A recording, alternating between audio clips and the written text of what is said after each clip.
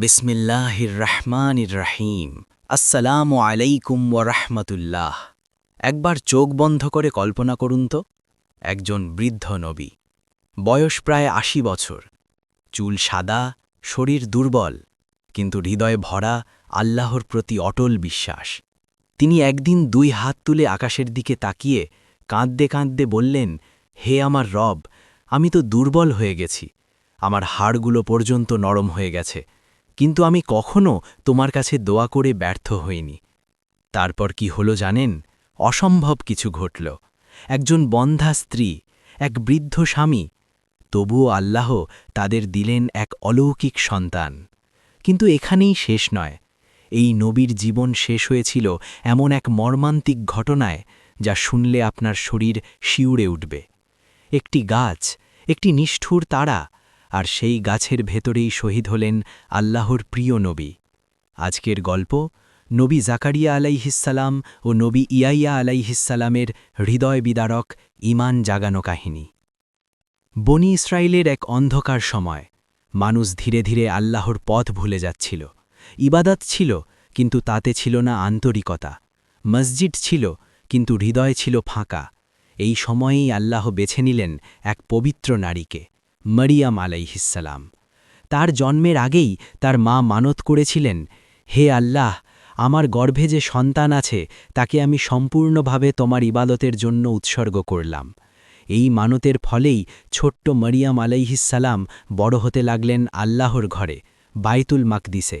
আর তার দায়িত্ব দেওয়া হল এক মহান নবীর হাতে, নবী জাকারিয়া আলাইহিসসালাম। পবিত্র পরিবেশে এক অনন্য জীবন। মরিয়ম আলাইহিসসালাম ছিলেন সম্পূর্ণ আলাদা। তিনি মানুষের ভিড় থেকে দূরে থাকতেন, দিনরাত কাটাতেন ইবাদতে, জিকিরে, কান্নায়। একটি নির্জন কক্ষ, যাকে বলা হতো মেহরাব, সেখানেই তিনি নিজেকে আল্লাহর জন্য সম্পূর্ণ সঁপে দিয়েছিলেন। কখনো দিনের পর দিন রোজা, কখনো রাতভর সিজদায় কাঁদা। তার চোখে ছিল না দুনিয়ার কোনো লোভ, তার হৃদয়ে ছিল শুধু একটাই আকাঙ্ক্ষা, কিভাবে আমি আমার রবকে সন্তুষ্ট করতে পারি। অলৌকিক ঘটনার শুরু। একদিন নবী জাকারিয়া আলাইহিসসালাম স্বাভাবিক নিয়মে মরিয়ম আলাইহিসসালামের খোঁজ নিতে এলেন। দরজা খুলে তিনি স্তব্ধ হয়ে গেলেন। তার সামনে এমন দৃশ্য যা ব্যাখ্যা করা অসম্ভব। মেহরাবের ভিতরে রাখা আছে নানা ধরনের ফলমূল, তাজা, সুগন্ধি, সুন্দর। কিন্তু অবাক করার বিষয় হল, এগুলো সেই মৌসুমের ফল নয়। শীতকালে গ্রীষ্মের ফল, আর গ্রীষ্মকালে শীতের ফল। এটা কিভাবে সম্ভব? জাকারিয়া আলাইহিসসালামের প্রশ্ন। তিনি বিস্মিত হয়ে জিজ্ঞাসা করলেন, হে মরিয়ম, এগুলো কোথা থেকে এলো? তার কণ্ঠে ছিল বিস্ময়, হৃদয়ে ছিল প্রশ্ন। কিন্তু মরিয়ম আলাইহিসসালামের উত্তর ছিল শান্ত, দৃঢ়, বিশ্বাসে ভরা। এগুলো আল্লাহর পক্ষ থেকে এসেছে। নিশ্চয়ই আল্লাহ যাকে চান হিসাব ছাড়া রিজিক দেন। এই উত্তরের প্রভাব, এই ছোট্ট উত্তর, কিন্তু এর প্রভাব ছিল বিশাল। নবী জাকারিয়া আলাইহিসসালামের হৃদয় কেঁপে উঠল। তিনি ভাবলেন, যে আল্লাহ একটি একাকী মেয়ে, একটি বন্ধ কক্ষে অদৃশ্যভাবে রিজিক পৌঁছে দিতে পারেন, তিনি কি আমাকে একটি সন্তান দিতে পারবেন না? এই চিন্তা, এই উপলব্ধি তার অন্তরে এক নতুন আলো জ্বালিয়ে দিল। নিঃশব্দে জন্ম নিল এক দোয়া। সেই দিন থেকেই তার হৃদয়ে জমতে লাগল এক আকাঙ্ক্ষা, একটি সন্তান যে হবে নেক, যে আল্লাহর পথে চলবে। কিন্তু বাস্তবতা ছিল কঠিন। তিনি বৃদ্ধ, তার স্ত্রী বন্ধ্যা। সমাজ বলবে এটা অসম্ভব। তবুও তার অন্তরে গুঞ্জন তুল্য এক বিশ্বাস, যে আল্লাহ মারিয়ামকে অদৃশ্যভাবে ফল দিতে পারেন, তিনি তো সবই পারেন। এইভাবেই একটি অলৌকিক দৃশ্য, একটি ছোট্ট ঘটনা একজন নবীর জীবনে তৈরি করল একটি বিশাল মোড়। একটি দরজা খুলে গেল, যা নিয়ে যাবে একটি অলৌকিক দোয়ার দিকে, একটি অবিশ্বাস্য সন্তানের আগমনের দিকে। আর এখান থেকেই শুরু হবে এমন একটি গল্প, যা ইতিহাসের পাতায় হয়ে থাকবে চিরকাল।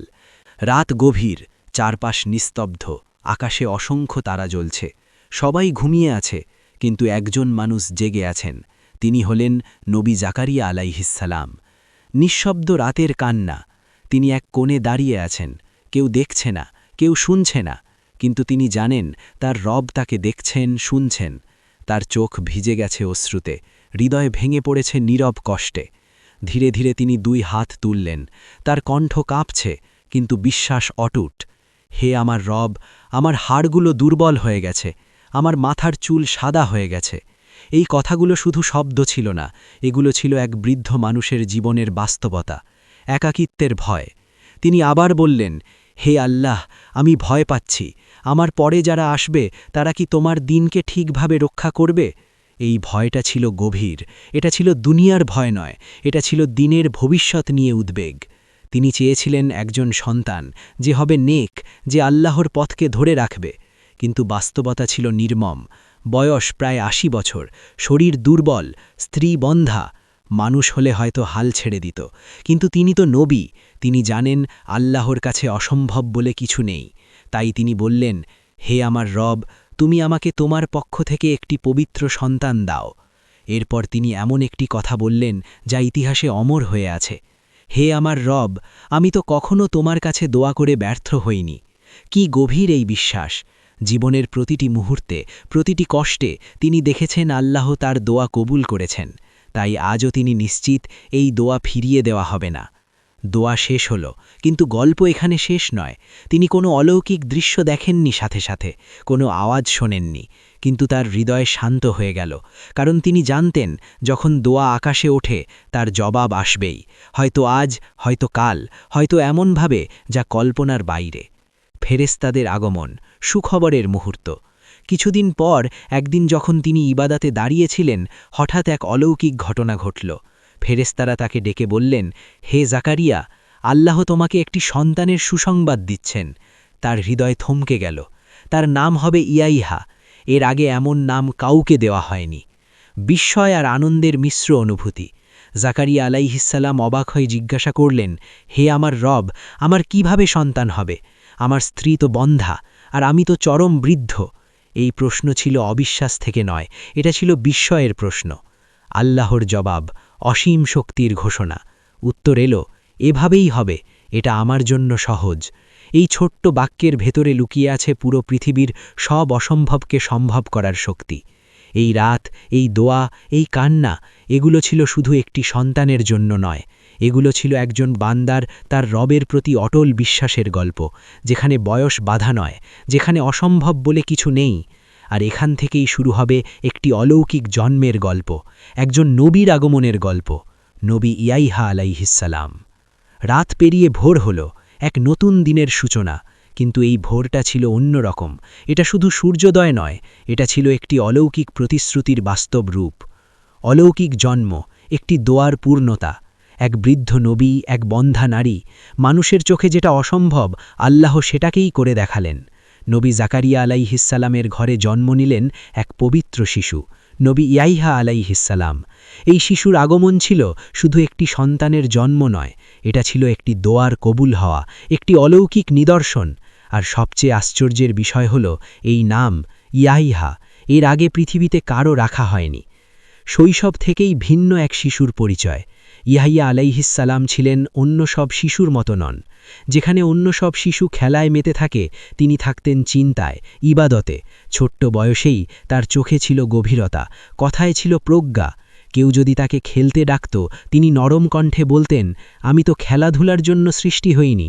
এই কথাগুলো শুনে মানুষ অবাক হয়ে যেত, কারণ এগুলো কোনো সাধারণ শিশুর কথা নয়। অল্প বয়সেই জ্ঞান ও নবুয়তি। আল্লাহ তাকে খুব অল্প বয়সেই বিশেষ জ্ঞান দান করেন।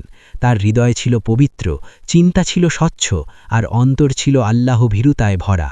তার সম্পর্কে বলা হয়, তিনি ছিলেন অত্যন্ত নম্র, তিনি ছিলেন পাপ থেকে দূরে, তিনি কখনো অহংকার করেননি, তিনি সবসময় সত্য কথা বলতেন। আর সবচেয়ে বড় বিষয়, তিনি ছোট বয়সেই নবুয়তি লাভ করেন। আল্লাহর প্রতি গভীর ভালোবাসা ও ইবাদত। ইয়াহিয়া আলাইহিসসালামের জীবন ছিল সম্পূর্ণ আল্লাহর জন্য। তিনি নির্জনে ইবাদত করতেন, রাতের অন্ধকারে কাঁদতেন, দিনের আলোতে মানুষকে আল্লাহর পথে ডাকতেন। তার হৃদয়ে দুনিয়ার কোনো লোভ ছিল না, না ধন সম্পদ, না ক্ষমতা, না খ্যাতি।